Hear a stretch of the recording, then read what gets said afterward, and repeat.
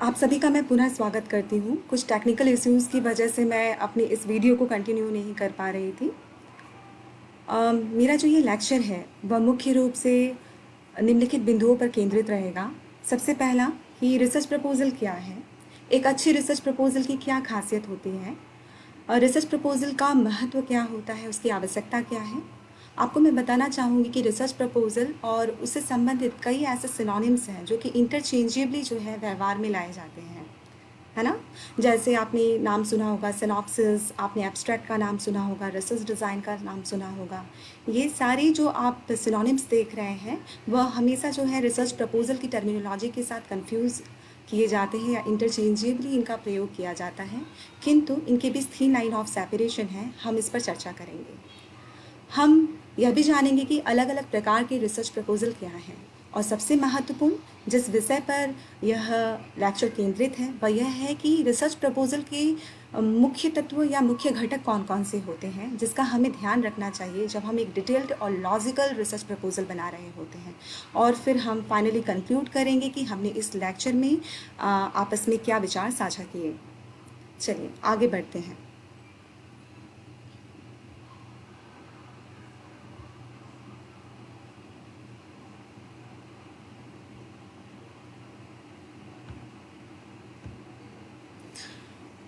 What is a research proposal. सबसे पहले हम ये जानेंगे कि रिसर्च प्रपोज़ल क्या है।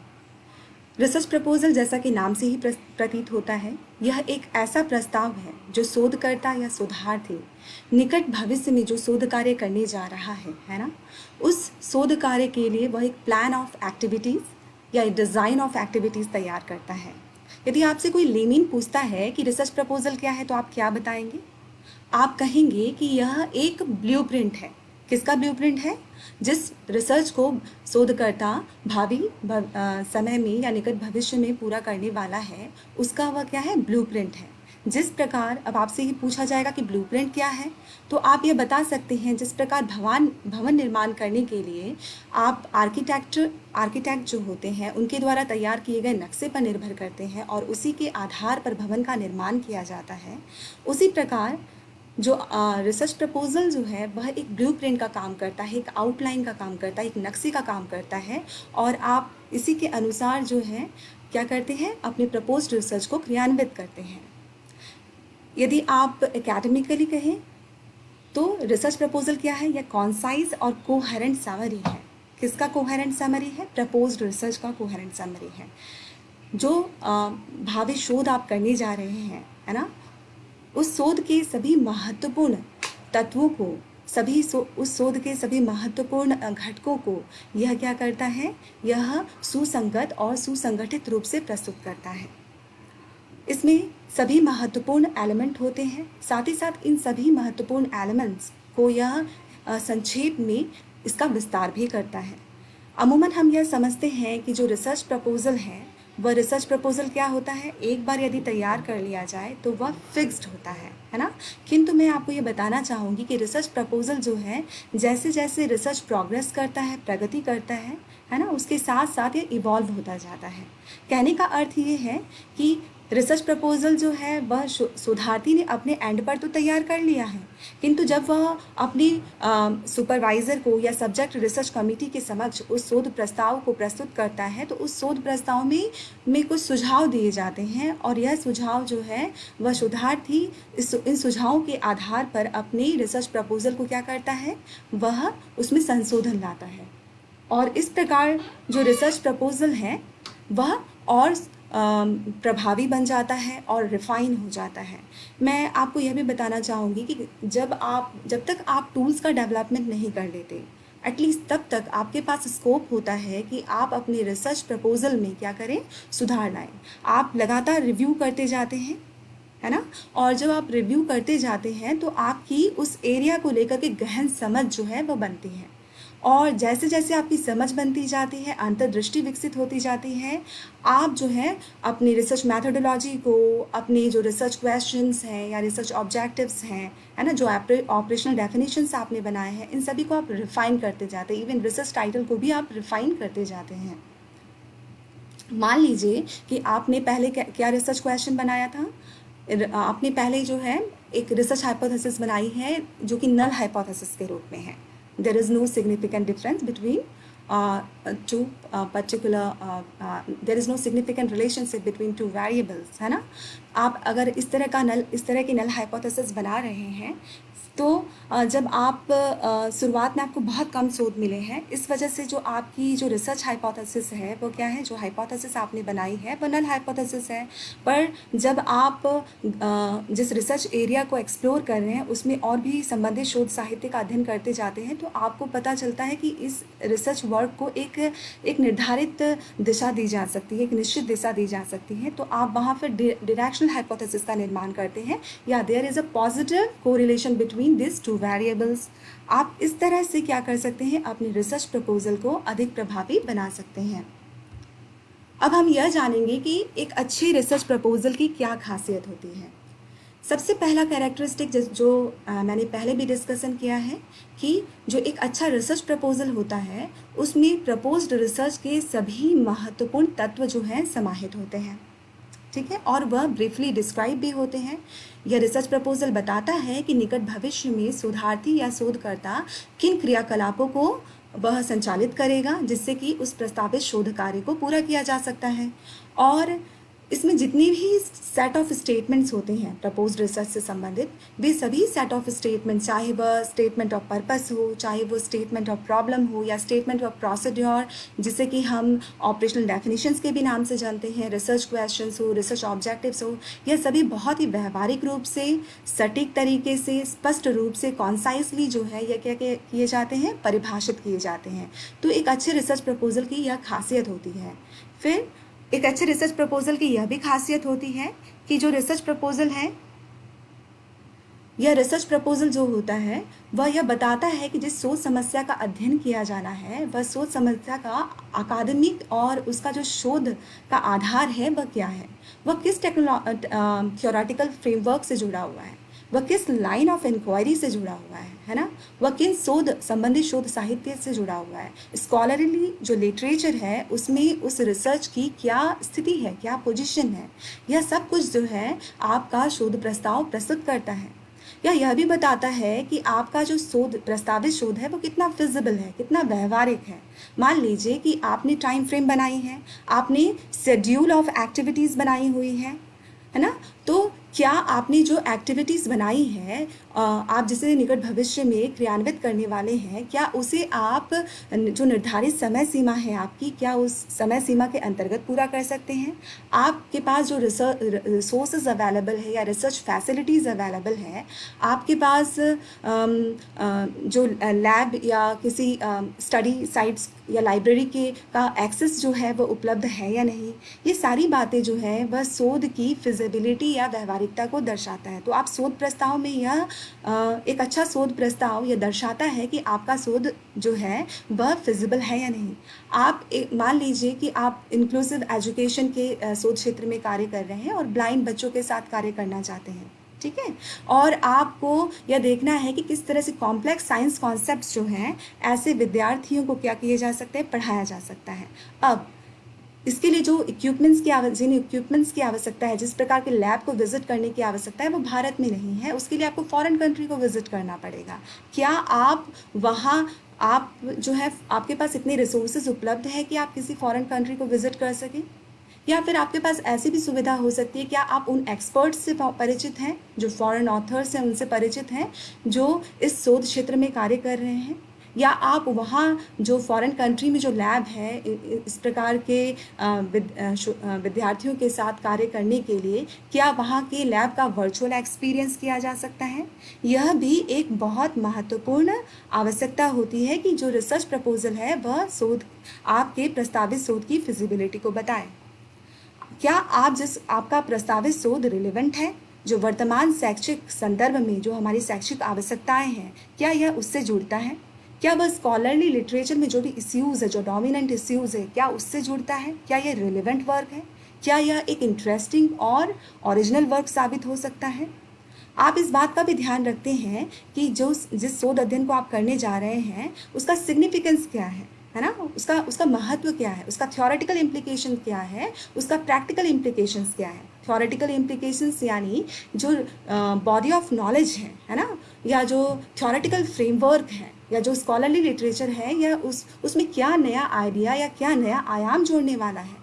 दूसरा, ये थ्योरेटिकल प्रैक्टिकल इम्प्लीकेशंस के तहत जो डिफरेंट जो स्टेक होल्डर्स हैं, जो शिक्षा व्यवस्था से जुड़े हुए हैं, उन स्टेक होल्डर्स को यह किस प्रकार मदद करेगा, करिकुलर मटेरियल्स की डेवलपमेंट में किस प्रकार मदद करेगा, एजुकेशनल इंटरवेंशंस में किस प्रकार मदद करेगा, जो शिक्षक हैं उनके नवाचारी अभ्यास में किस प्रकार मदद करेगा, काउंसलर्स को कैसे मदद करेगा, पेरेंट्स को कैसे मदद करेगा, पॉलिसी मेकर्स को कैसे मदद करेगा। ये सारी बातें जो हैं आप एक अच्छे शोध प्रस्ताव में क्या करते हैं, सम्मिलित करते हैं। इसके अतिरिक्त क्या और विशेषताएं हो सकती हैं। आपका जो रिसर्च प्रपोजल है वह रिसर्चर के स्कॉलरशिप को या रिसर्चर की जो बौद्धिक क्षमता है, बुद्धिमत्ता का स्तर है, या शोध में उसकी दक्षता का जो स्तर है, उसको भी क्या करता है, वह प्रदर्शित करता है।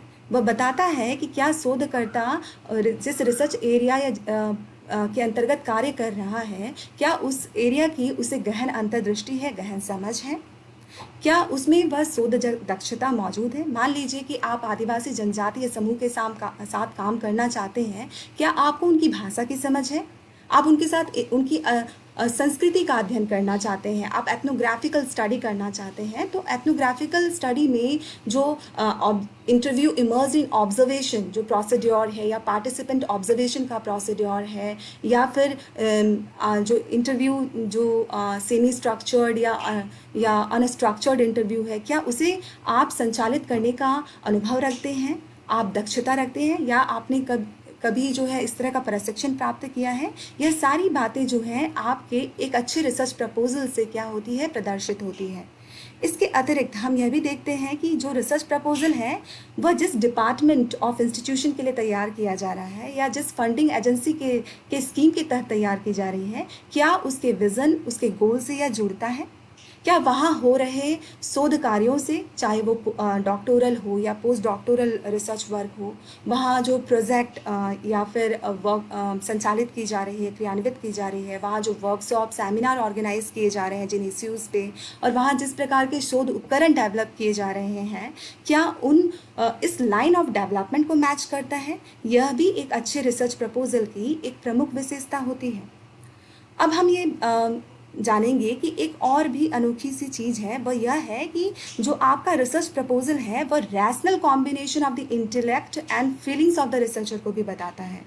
यानी आप अमूमन हम क्या सोचते हैं कि जो रिसर्च प्रपोजल होता है वो बहुत तार्किक होता है। नो डाउट ये तार्किक होता है, इसका अधिकांश हिस्सा जो है वह बहुत तार्किक होता है। इसमें जितने भी आप स्टेटमेंट्स या सेंटेंसेस देते हैं उसके सपोर्ट में आप किसी न किसी स्टडीज़ को इनका इंटेक्स्ट साइटेशन देते हैं, उससे सपोर्ट करते हैं। नो डाउट ये तार्किक है, किंतु रिसर्चर को यहाँ अपनी फीलिंग्स को भी प्रस्तुत करने की स्वायत्तता होनी चाहिए, है ना। क्योंकि यदि आप एक इंटीग्रेट करते हैं अपने इमोशंस को अपने रिसर्च प्रपोजल में, तो वहाँ क्या होता है, आपका रिसर्च प्रपोजल जो है उसमें जो रीडर हैं, जो इवैल्यूएटर हैं, जो आपके शोध प्रस्ताव को जो रिव्यू कमेटी के मेंबर्स के समक्ष जब आप उनको उस शोध प्रस्ताव को प्रस्तुत करेंगे तो उन्हें परसुएट करने की उसमें क्षमता आ जाती है।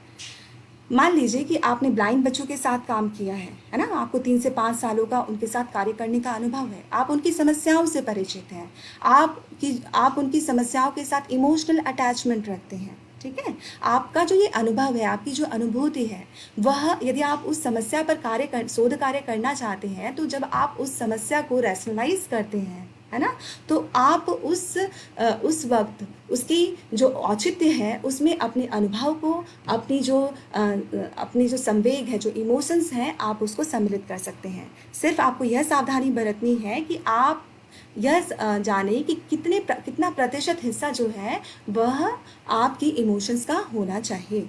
तो यह कुछ खासियत है, यह कुछ कैरेक्टरिस्टिक्स हैं जो एक अच्छे रिसर्च प्रपोजल की हैं। अब हम यह जानेंगे कि रिसर्च प्रपोजल की आवश्यकता क्या है, उसका महत्व क्या है। अभी जो हमने थोड़ी देर पहले चर्चा की कि एक अच्छी रिसर्च प्रपोजल की क्या खासियत होती है, उस खासियत में इस प्रश्न का उत्तर छुपा हुआ है फिर भी मैं ब्रीफली आपको बताना चाहूँगी कि आखिर वो क्या महत्वपूर्ण एस्पेक्ट हैं जो एक रिसर्च प्रपोजल को तैयार करते वक्त हमें ध्यान रखना चाहिए, और रिसर्च प्रपोजल जो है इसके लिए हमें सहायता प्रदान करता है, हमें मार्गदर्शित करता है। सबसे पहली चीज़ कि जो रिसर्चर है जिस प्रस्तावित शोध कार्य को करने जा रहा है, उसके लिए वह उसे निरंतर मार्गदर्शन प्रदान करता है ना, उसकी सहायता करता है। साथ ही साथ यह बताता है कि स्कॉलरली लिटरेचर में जिस शोध समस्या पर वह शोध प्रस्ताव केंद्रित है, वह शोध समस्या स्कॉलरली लिटरेचर में कहाँ स्थान रखती है, किस लाइन ऑफ इंक्वायरी से जुड़ी हुई है। यह बताता है कि यह जो प्रस्तावित शोध कार्य है वह कितना गुणवत्तापूर्ण होगा, वह कितना मौलिक कार्य होगा, कितना महत्वपूर्ण कार्य होगा, यह समाज के लिए और शिक्षा व्यवस्था के लिए किस प्रकार कंट्रीब्यूटिंग होगा, क्या यह एक ओरिजिनल या successful piece of research work साबित होगा, है ना। यह भी जो है एक रिसर्च प्रपोजल जो है वह निर्धारित करता है। रिसर्च प्रपोजल इवैल्यूएटर्स को या रिव्यू कमेटी के मेंबर्स को सहायता करता है यह जानने में या आकलन करने में कि जो रिसर्च मैथोडोलॉजी या जो प्रपोजल है ना जो आपने तैयार किया है, कि आप इस प्रकार के मेथड्स, रिसर्च मेथड्स और प्रोसीड्योर्स का उपयोग करेंगे, उसे वह सटीक है या नहीं, वह प्रभावी रूप से प्रस्तावित शोध कार्य को संचालित कर सकता है या नहीं, इसे भी निर्धारित करता है। ठीक है। सबसे महत्वपूर्ण चीज़ यह है कि आपका रिसर्च प्रपोजल जो है वह आपको कुछ सामान्य गलतियां करने से रोकता है। आप जब शोध प्रस्ताव का निर्माण करते हैं तो उसी वक्त आप यह निर्धारित कर लेते हैं कि आपका जो रिसर्च वर्क है वह किस दिशा में संचालित होने वाला है। ठीक है, वो आप उसको स्पेकुलेट कर लेते हैं, उसके लिए किन किन चीज़ों की आवश्यकता होगी। तो आप कुछ सामान्य गलतियां हैं उसको करने से क्या है, अपने आप को रोक सकते हैं।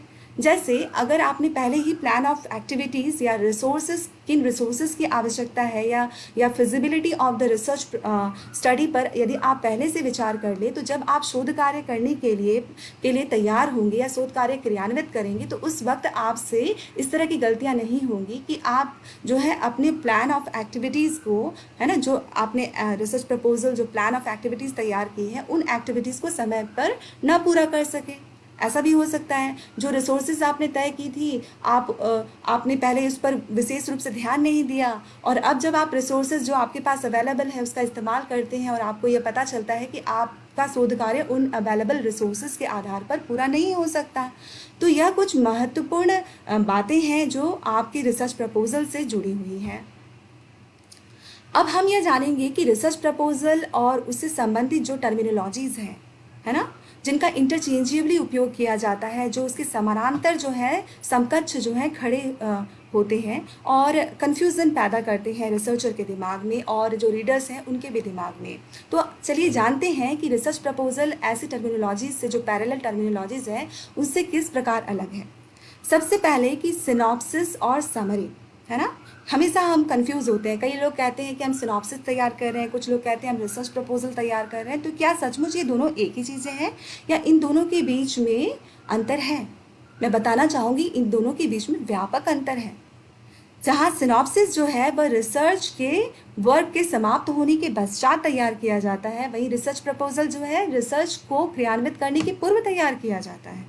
वह तो प्लान ऑफ एक्टिविटीज होता है कि आप प्रस्तावित शोध कार्य को भविष्य में किस प्रकार संचालित करेंगे, क्रियान्वित करेंगे।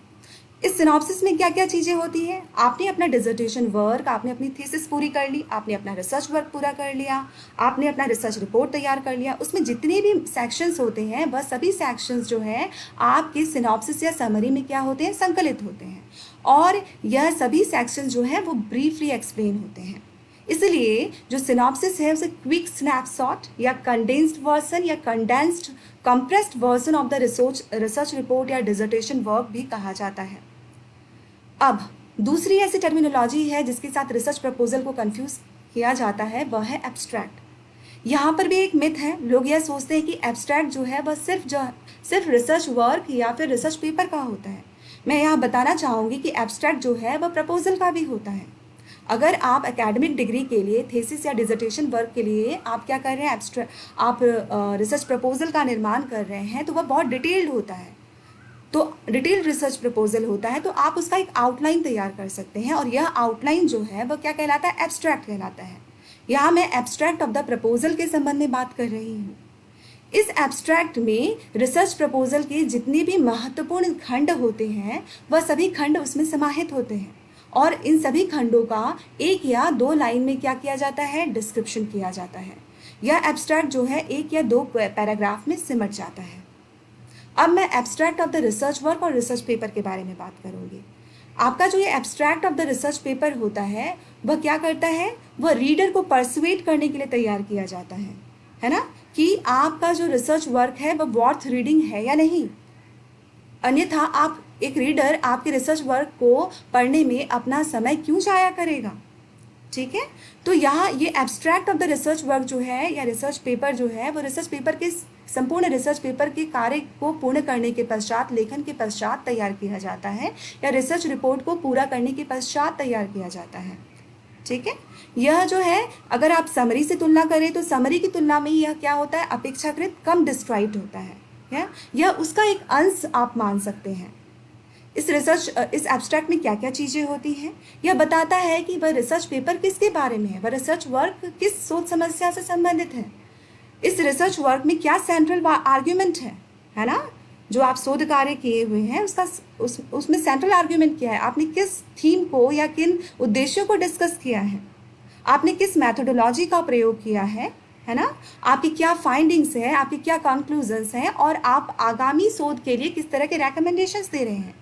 यह सभी बातें जो हैं आपके abstract of the research paper में क्या होती है, समाहित होती है और यह भी जो है बहुत संक्षिप्त रूप में लिखा जाता है और 1 या 2 पैराग्राफ में यह सिमट जाता है। अब हम रिसर्च डिज़ाइन और रिसर्च प्रपोजल में अंतर जानेंगे। जो रिसर्च डिज़ाइन होती है वह रिसर्च प्रपोजल का एक हिस्सा है। आप रिसर्च प्रपोजल को रिसर्च डिज़ाइन नहीं कह सकते। यह जो रिसर्च प्रपोजल है, it is a plan of activities to accomplish the proposed research work, whereas your research design, it is a plan of methods and procedure to answer the research questions or to achieve the research objectives under the research। ठीक है, यहाँ कहने का अर्थ ये है कि जो research design है वह आपने जो रिसर्च क्वेश्चंस बनाई है या रिसर्च ऑब्जेक्टिव्स बनाई है उसको पूरा करने के लिए क्या किया जाता है, यह एक प्लान होता है। यह प्लान होता है या एक फ्रेमवर्क होता है मेथड्स और प्रोसीड्योर का, कि आप किस रिसर्च मेथड का उपयोग करेंगे, किस रिसर्च प्रोसेस का उपयोग करेंगे, है ना, आप किस टेक्निक ऑफ सैम्पलिंग का उपयोग करेंगे, किस टेक्निक ऑफ डेटा कलेक्शन का उपयोग करेंगे, टेक्निक ऑफ डेटा एनालिसिस का उपयोग करेंगे, ताकि आप प्रभावशाली तरीके से अपने प्रस्तावित शोध कार्य को संपादित कर सके, संचालित कर सके। आप जो वेरिएबल्स की स्टडी करना चाहते हैं या जिस सोशल फैनोमेनन या सोशल सिचुएशन का अध्ययन करना चाहते हैं, आप उसका व्यापक रूप से अध्ययन कर सकें। तो यह अंतर है रिसर्च डिज़ाइन और रिसर्च प्रपोजल के बीच।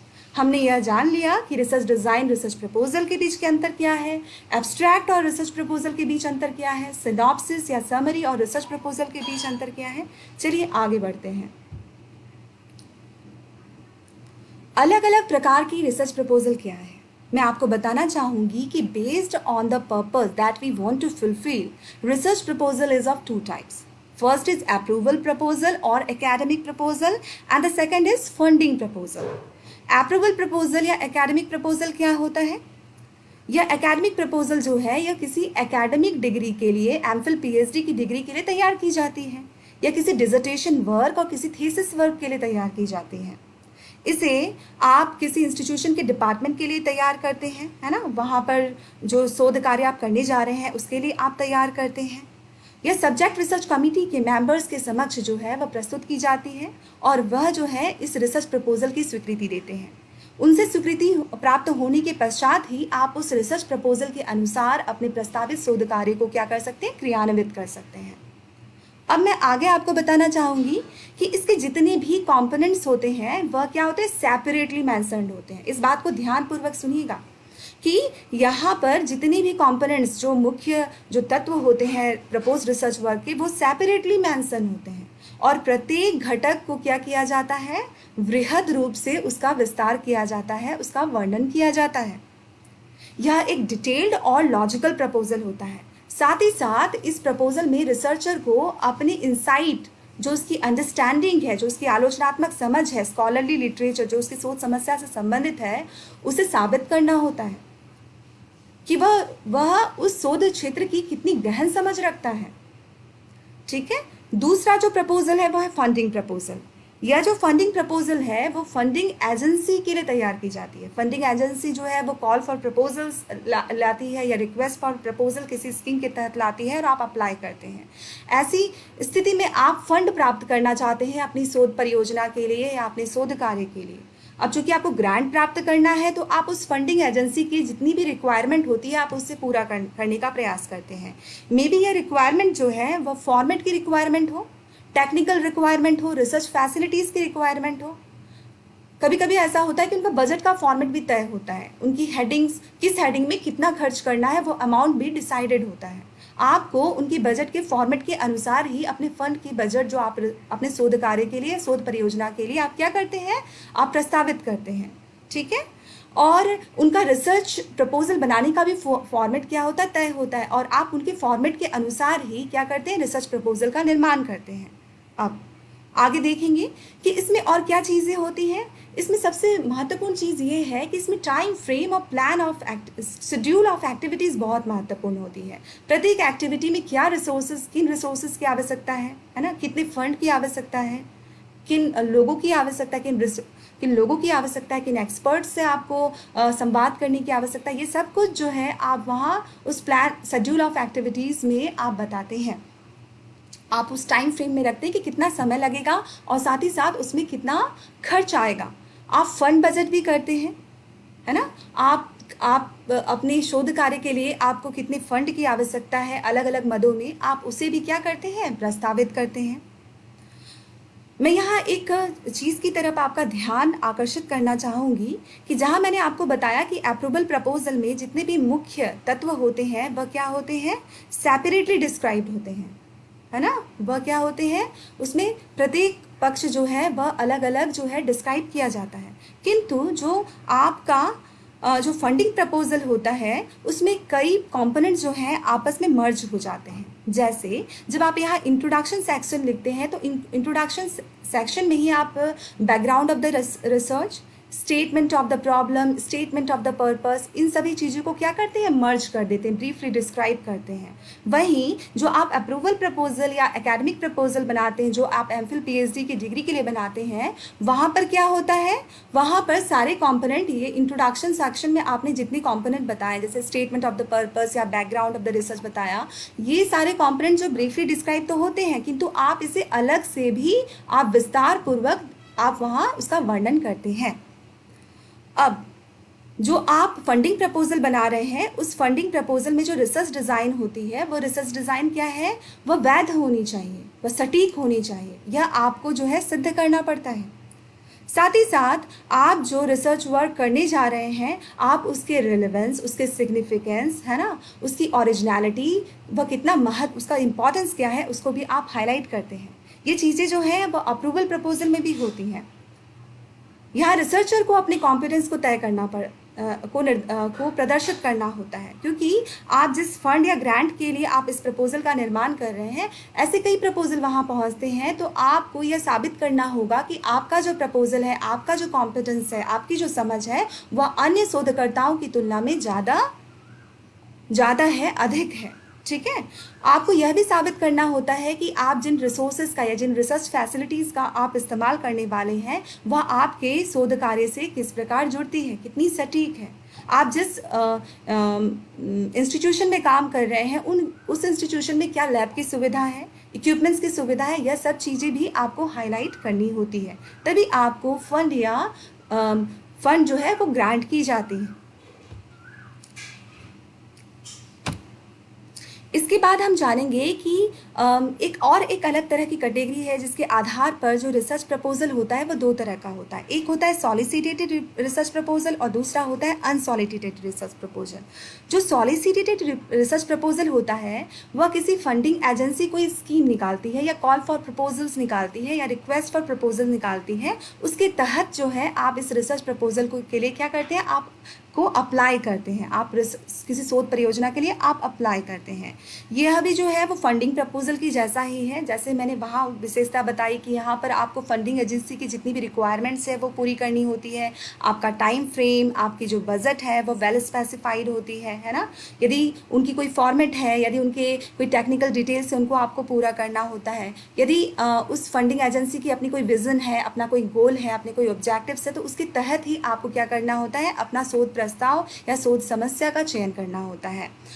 अनसॉलिसिटेटेड प्रपोजल जो होता है एक ऐसा प्रपोजल है जहां कोई रिक्वेस्ट फॉर प्रपोजल नहीं होता या कॉल फॉर प्रपोजल नहीं होता। आप क्या जो रिसर्चर है वो क्या करता है, किसी भी वाइटल रिसर्च प्रॉब्लम पर एक प्रपोजल तैयार करता है और उस प्रपोजल को वह किसको भेजता है, वह फंडिंग एजेंसी को भेजता है। और जो रिव्यू कमेटी के मेंबर्स हैं, जब उन्हें यह लगता है कि यह जो रिसर्च वर्क है वो भावी समय में एक अच्छा शोध कार्य या एक ओरिजिनल पीस ऑफ वर्क जो है वह साबित हो सकता है और समाज के लिए, शिक्षा व्यवस्था के लिए एक बहुत ही महत्वपूर्ण योगदान दे सकता है ना, तो वह उसे अप्रूवल दे सकते हैं। किंतु यह रिसर्च प्रपोजल जो है किसी रिक्वेस्ट फॉर प्रपोजल या किसी कॉल फॉर प्रपोजल के अंतर्गत तैयार नहीं किया जाता।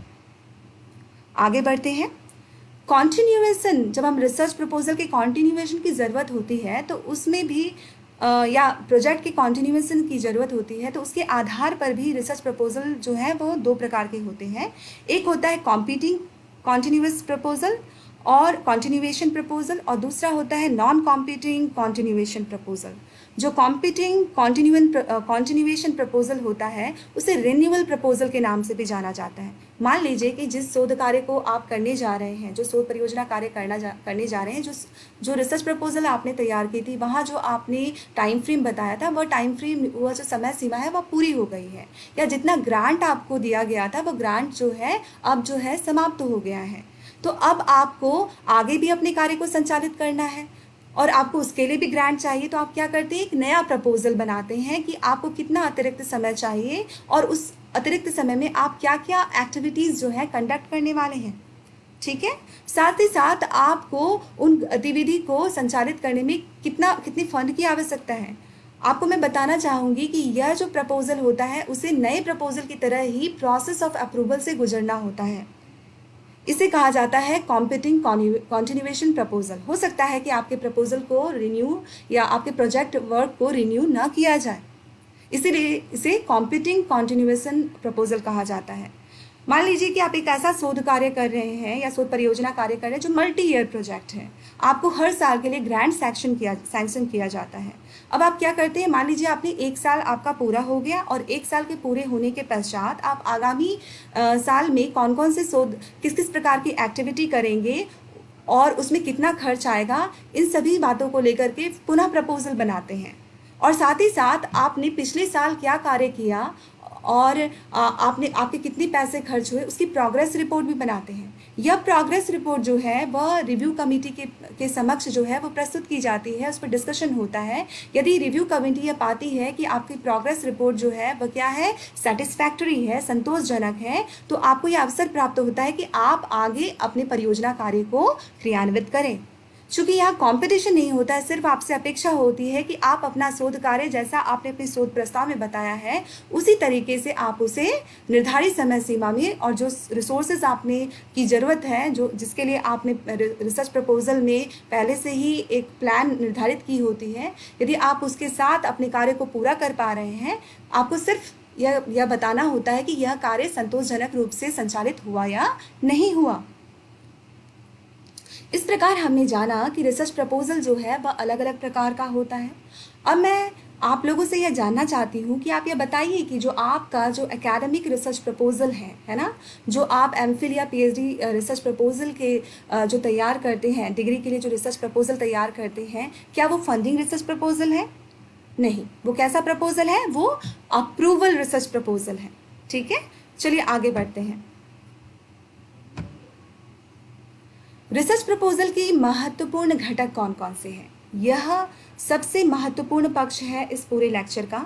मैं कोशिश करूंगी कि मैं विस्तार पूर्वक प्रत्येक कंपोनेंट का विस्तार की व्याख्या करूं ताकि आपको वह समझ में आ सके और उदाहरण के साथ व्याख्या करूं। सबसे पहली चीज़ है कि सबसे पहला इंपॉर्टेंट कंपोनेंट होता है title of the page. Title of the page का अर्थ क्या है कि ये टाइटल पेज है, इसमें propose title of the research होता है। मैं आपको ये बताना चाहूँगी कि आपका रिसर्च प्रपोजल क्या है, वो प्रपोज्ड रिसर्च वर्क के लिए है। साथ ही साथ चूंकि वो प्रपोज्ड रिसर्च वर्क है तो उसकी टाइटल भी क्या होती है, प्रपोज्ड होती है, तो उसमें सुधार की गुंजाइश होती है। यह जो टाइटल है वह कॉन्साइज होता है, संक्षिप्त होता है, डेस्क्रिप्टिव होता है, इंफॉर्मेटिव होता है, साथ ही साथ बहुत अट्रैक्टिव भी होता है।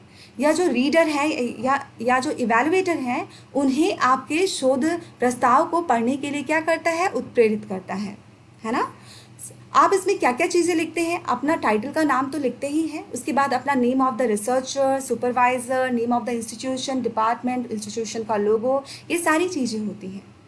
मैं और एक चीज़ की तरफ इशारा करना चाहूँगी कि जो टाइटल ऑफ द रिसर्च होता है, उस टाइटल ऑफ द रिसर्च में क्या चीज़ें होती हैं, उसमें सबसे पहले आपकी रिसर्च टॉपिक रहती है जो हाईलाइटेड होती है, उसमें वेरिएबल्स हाईलाइटेड होते हैं। यदि क्वांटिटेटिव रिसर्च कर रहे हैं तो उसमें वेरिएबल्स आपको दिख रहे होंगे, है ना, पता चलते हैं। या आप क्वांटिटेटिव रिसर्च नहीं क्वालिटेटिव रिसर्च कर रहे हैं तो कम से कम आपको जो समग्र चर के रूप में आपको वो सोशल सिचुएशन या सोशल फेनोमेनन भी जो है वो वहाँ इंक्लूडेड होता है, ठीक है। तो और यहाँ पर आप रिसर्च मैथडोलॉजी या आपकी जो रिसर्च डिज़ाइन है वो भी हाईलाइटेड रहती है। साथ ही साथ आप जिन पार्टिसिपेंट्स के साथ काम करना चाहते हैं वह भी जो है उसमें प्रदर्शित होता है।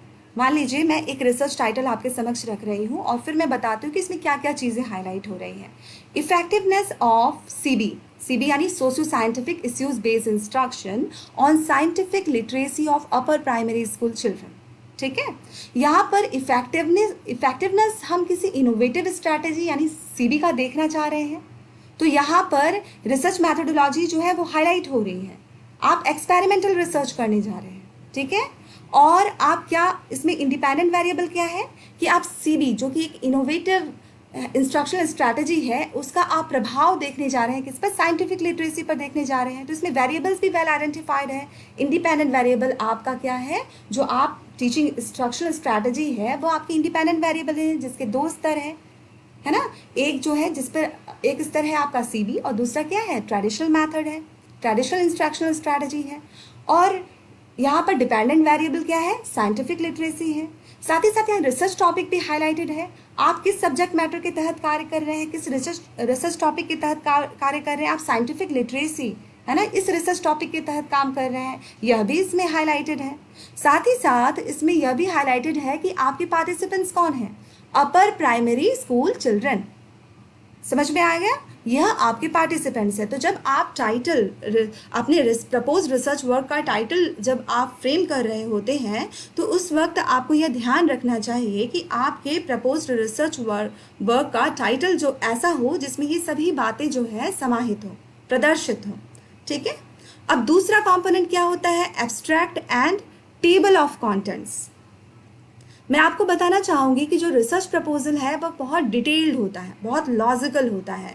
तो जो विशेष रूप से जो एकेडमिक रिसर्च प्रपोजल, मैं मुख्य रूप से एकेडमिक रिसर्च प्रपोजल पर ही चर्चा कर रही हूँ, जो एमफिल पीएचडी के डिग्री के लिए तैयार की जाती है, डिसर्टेशन वर्क के लिए तैयार की जाती है या थीसिस वर्क के लिए तैयार की जाती है।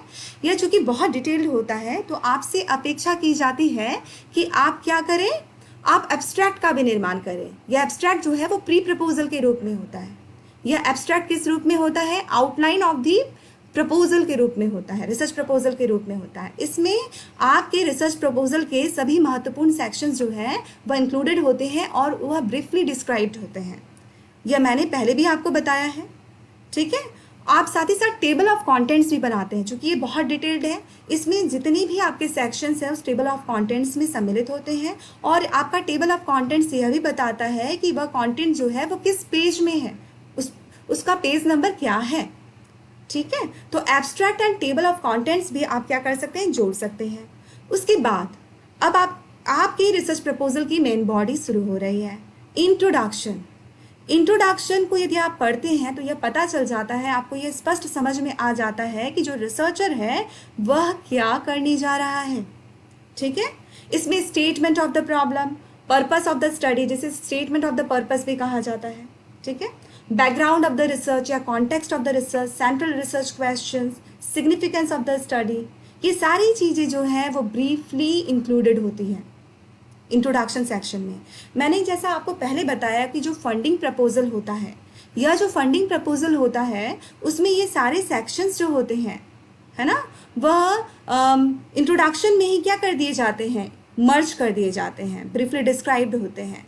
किंतु जब आप एकेडमिक डिग्री के लिए आप प्रपोजल का निर्माण कर रहे हैं तो वहाँ पर आपसे अपेक्षा होती है कि आप इन सभी सेक्शंस को अलग अलग मेंशन करें और प्रत्येक सेक्शन को आप बृहद रूप से एक्सप्लेन करें, यह आपसे अपेक्षित होता है। अब दूसरा इंपॉर्टेंट, मेन बॉडी में ही दूसरा इंपॉर्टेंट सेक्शन होता है बैकग्राउंड ऑफ द रिसर्च। यह बैकग्राउंड ऑफ द रिसर्च जो है, इसमें क्या होता है, रिव्यू ऑफ रिलेटेड लिटरेचर सम्मिलित होता है। क्या सम्मिलित होता है, रिव्यू ऑफ रिलेटेड लिटरेचर सम्मिलित होता है। अगर आप फंडिंग प्रपोजल बना रहे हैं तब भी आपके पास ऑप्शन होता है कि आप अलग से बैकग्राउंड ऑफ द रिसर्च को, इस सेक्शन को रख सकते हैं, या फिर आप चाहें तो इंट्रोडक्शन के साथ ही इसे आप मर्ज कर दीजिए। बैकग्राउंड, मैंने आपको बताया कि बैकग्राउंड ऑफ द रिसर्च में रिव्यू ऑफ रिलेटेड लिटरेचर क्या होता है, समाहित होता है। यह जो रिव्यू ऑफ रिलेटेड लिटरेचर है, यदि आपने कई शोध अध्ययन की रिव्यू की है, उसका पुनरावलोकन किया है, तो आप चाहें तो आप रिव्यू ऑफ रिलेटेड लिटरेचर का भी अलग सेक्शन रख सकते हैं। इसमें बैकग्राउंड ऑफ द रिसर्च में मुख्य रूप से दो चीज़ें होती हैं। सबसे पहला होता है कॉन्टेक्स्ट ऑफ द रिसर्च। आपको यह बताना होता है कि जिस शोध समस्या से आपका शोध प्रस्ताव जो है वह संबंधित है, वह शोध समस्या जो है वह किस रिसर्च एरिया से जुड़ी हुई है, और उस रिसर्च एरिया में कौन कौन से एमर्जिंग इश्यूज हैं, और किन डोमिनेंट इश्यूज से आपकी शोध समस्या जो है वह संबंधित है। आप यह भी बताते हैं कि आपका जो शोध प्रस्तावित शोध अध्ययन है या जो शोध समस्या है वह स्कॉलरली जो लिटरेचर है ना, संबंधित जो शोध साहित्य है उसमें उसका पोजीशन क्या है, करंट पोजीशन क्या है ना, वो किस प्रकार के शोध अध्ययनों से जुड़ा हुआ है। आपको यह बताना होता है कि उसकी लाइन ऑफ इंक्वायरी क्या है, क्योंकि जिस शोध समस्या पर आप अध्ययन कर रहे हैं वह कोई ऐसी शोध समस्या नहीं है जो कि वैक्यूम में इमर्ज हो रही है, वो कहीं ना कहीं किसी न किसी लाइन ऑफ इंक्वायरी या किसी न किसी संबंधित शोध साहित्य से जुड़ी हुई है। कभी कभी ऐसा होता है, जैसे क्वालिटेटिव रिसर्च के केस में ऐसा होता है कि आप एकदम नॉवल थॉट पे काम कर रहे होते, तो ऐसी स्थिति में भी कम से कम आपके पास कुछ पर्सपेक्टिव हो सकते हैं।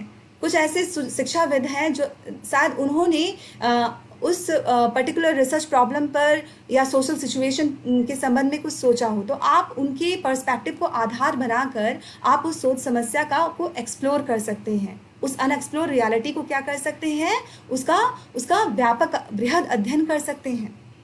दूसरी जो महत्वपूर्ण चीज़ होती है वो है थ्योरेटिकल फ्रेमवर्क और कॉन्सेप्चुअल फ्रेमवर्क। यह मुख्य रूप से क्वांटिटेटिव रिसर्च में होता है। आप जानते हैं कि क्वांटिटेटिव रिसर्च क्या है, या तो यहाँ पर आप किसी थ्योरी को टेस्ट कर रहे होते हैं, ठीक है, या फिर आप किसी थ्योरी के आधार पर जो प्रैक्टिकल सिचुएशन है उसमें जो समस्या है उसका समाधान कर रहे होते हैं।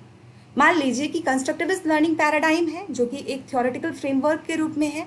आप इसके आधार पर आप क्या करते हैं, एक इंस्ट्रक्शनल मॉडल का निर्माण करते हैं और इसकी आप इफेक्टिवनेस देखते हैं कि यह कितना प्रभावी है विद्यार्थियों के कॉन्सेप्चुअल अंडरस्टैंडिंग और क्रिटिकल थिंकिंग के संवर्धन में। तो यहाँ पर विद्यार्थियों की क्रिटिकल थिंकिंग या उनकी कॉन्सेप्चुअल अंडरस्टैंडिंग का संवर्धन करना यह समस्या है, और इसके लिए आपने किसका सहारा लिया, आपने एक ऐसा मॉडल बनाया, इंस्ट्रक्शनल मॉडल बनाया जो कि कॉन्स्ट्रक्टिविस्ट लर्निंग पैराडाइम पर आधारित है। तो इस प्रकार जो आप क्वांटिटेटिव रिसर्च करते हैं तो वह पूरी तरह से क्या, उसका एक थ्योरेटिकल फ्रेमवर्क होता है, और उसी थ्योरेटिकल फ्रेमवर्क पर वह क्वांटिटेटिव रिसर्च जो है, प्रॉब्लम जो है वो ग्राउंडेड होता है, ठीक है। वहीं जब आप गुणात्मक शोध कर रहे होते हैं तो कई बार ऐसा होता है कि आप एक रिलेटिवली अनएक्सप्लोर्ड रियलिटी को आप क्या कर रहे थे, अध्ययन कर रहे होते हैं। मान लीजिए आप किसी आदिवासी जनजातीय समुदाय के साथ आप काम करने जा रहे हैं जिसके संबंध में आपको बहुत अधिक जानकारी, व्यापक अध्ययन नहीं हुआ है, वो बहुत सुदूर क्षेत्र में रहते हैं, अभी भी यह रिलेटिवली अनएक्सप्लोर्ड है। तो वहाँ पर आप क्या करते हैं, वहाँ आपके पास जो है कोई साउंड थ्योरेटिकल बेस नहीं होता, आप न्यूट्रल पर्सपेक्टिव के साथ जाते हैं और यूनिक पर्सपेक्टिव को लेते हुए वहाँ के जो लोग हैं वो क्या सोचते हैं, उनकी क्या पॉइंट ऑफ व्यू है, उसके आधार पर आप उनकी संस्कृति का अध्ययन करते हैं, है ना, उस समुदाय में की जो गत्यात्मकता है उसका आप अध्ययन करते हैं। या फिर ऐसे सिचुएशन में आप क्या कर सकते हैं, ग्राउंडेड थ्योरी का भी सहारा ले सकते हैं। आप वहाँ की जो सोशल सिचुएशन है उसको डिस्क्राइब करने के लिए एक थियोरेटिकल फ्रेमवर्क सामने ला सकते हैं, जो कि एक थ्योरी के रूप में एमर्ज होगी, जो कि ग्राउंडेड होती है उस सोशल सिचुएशन में।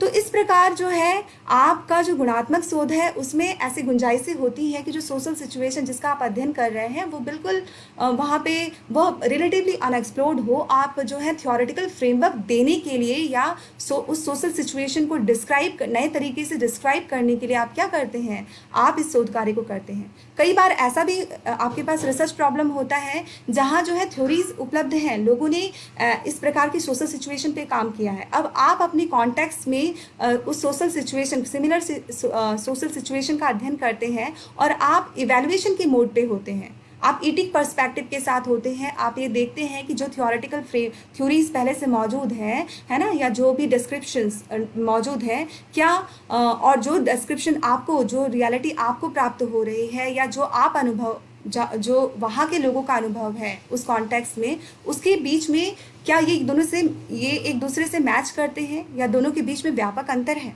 ना। आप इवैल्यूएटिव मोड में होते हैं, तो ये ईटिक पर्सपेक्टिव हो गया।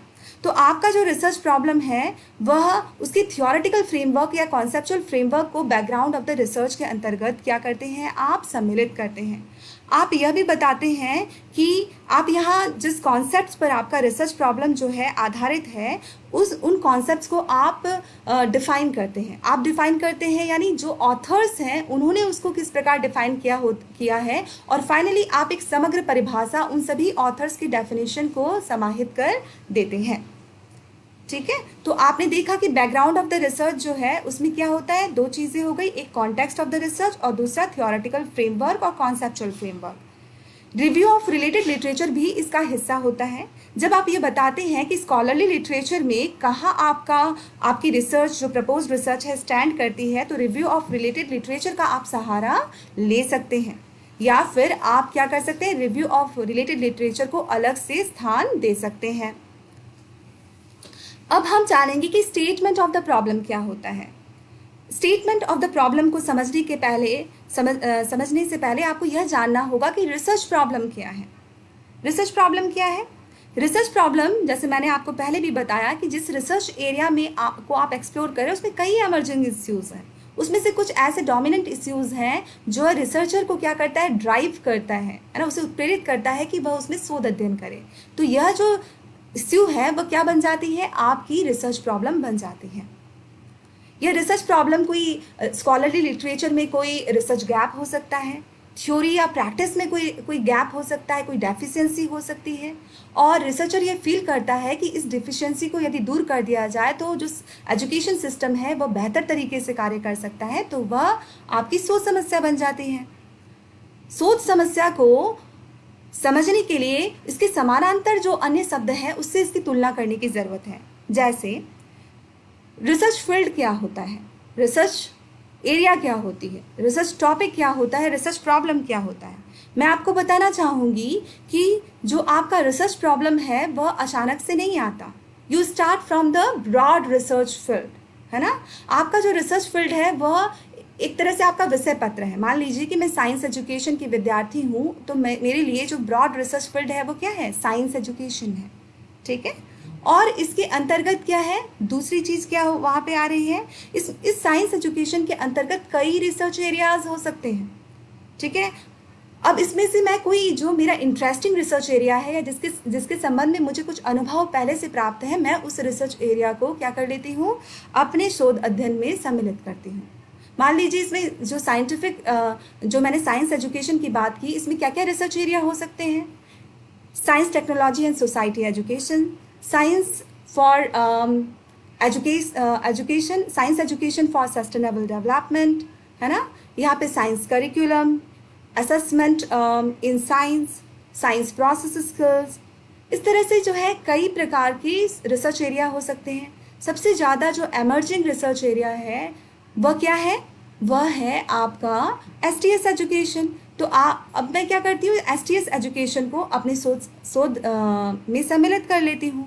अब यह जो STS एजुकेशन है वह रिसर्च एरिया है। इसके अंतर्गत कई रिसर्च टॉपिक्स हो सकते हैं। मान लीजिए इसके अंतर्गत जो है साइंटिफिक लिटरेसी है, इसके अंतर्गत पॉपुलर साइंस है, इसके अंतर्गत जो है इंटीग्रेटेड लर्निंग है, मॉडल ऑफ साइंस लर्निंग है, इसके अंतर्गत हो सकता है कि हम बात कर रहे हों इंडिजिनस या इकोलॉजिकल नॉलेज सिस्टम है। इस प्रकार जो है कई इसमें रिसर्च टॉपिक हो सकते हैं।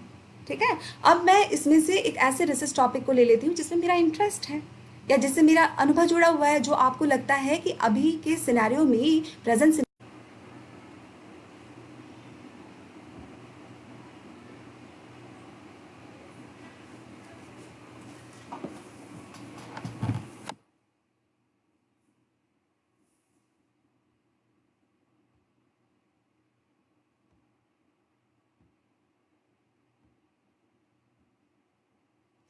बीच में कुछ तकनीकी दिक्कतें आ गई हैं। मैं इसको आगे विस्तार कर रही हूँ। अभी मैंने चर्चा किया कि जो रिसर्च प्रॉब्लम है उसको समझने के लिए जो अन्य रिसर्च प्रॉब्लम है, अन्य जो समानांतर जो टर्मिनोलॉजीज़ है उसके साथ इसे कंपेयर करने की आवश्यकता है। ठीक है, जैसे मैंने आपको कहा कि जो साइंटिफिक लिटरेसी है ना, यह जो रिसर्च टॉपिक है वह मैंने ले लिया क्योंकि यह एक वाइटल रिसर्च टॉपिक है। इसके अंतर्गत जो है कई रिसर्च प्रॉब्लम हो सकते हैं। क्या क्या रिसर्च प्रॉब्लम है? मान लीजिए कि जो विद्यार्थी हैं उनकी जो साइंटिफिक लिटरेसी का लेवल है वो बहुत कम है। क्यों कम है? क्योंकि जिस तरीके से विद्यार्थियों को पढ़ाया जाता है वे विद्यार्थी जो हैं साइंटिफिक लिटरेसी डेवलप नहीं कर पाते। या इसका दूसरा पक्ष ये हो सकता है कि जिस तरीके से जिन करिकुलर मटेरियल्स का उपयोग विद्यार्थी जो हैं विद्यार्थियों के लिए किया जाता है, वह जो करिकुलर मटेरियल्स हैं वह प्रभावी नहीं हैं। हो सकता है कि जो विद्यार्थियों की जो रिफ्लेक्टिव जजमेंट एबिलिटी है, वह रिफ्लेक्टिव जजमेंट एबिलिटी जो है वह उनकी बहुत कमज़ोर है, जिसकी वजह से उनकी साइंटिफिक लिटरेसी कम है। उनकी जो आर्ग्यूमेंटेशन एबिलिटी है वह कम है, जिसकी वजह से उनकी साइंटिफिक लिटरेसी कम है। इस प्रकार आप देखते हैं कि एक रिसर्च टॉपिक में कई रिसर्च प्रॉब्लम हो सकते हैं। अब आप इसमें से एक ऐसे रिसर्च प्रॉब्लम का चुनाव करते हैं जो रिसर्च प्रॉब्लम जो है वह क्या होता है, जिसमें आपको नज़र आता है कि कुछ ना कुछ गैप है और आपको यह नज़र आता है कि यह वर्तमान जो संदर्भ में या वर्तमान जो शैक्षिक आवश्यकताएं हैं उनसे यह जुड़ता है, रिलेवेंट है, कॉन्ट्रीब्यूटिंग है।